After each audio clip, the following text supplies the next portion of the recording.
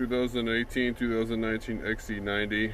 A lot of times these cars will have broken AC vents, where these vents right here will, these knobs right here will break off, and basically you're going to need to replace the whole vent if you want to replace the knob. If you're missing the knob, if you want to know how to get the vent out, it's really simple. You're just going to use the hook tool like this. I'm going to stick it in the corner right here. All you got to do is stick it on the corner and then just pull on it, and the vent will just come right out. Okay, that's for both sides. It'll come out without breaking or anything. And if you need to take the display of the radio out, you're just going to have 6 of these Torx T20s.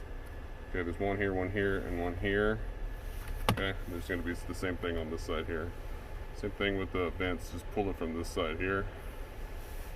That's pretty much it. I'll leave part numbers for the left and right side vent if you need it down in the description.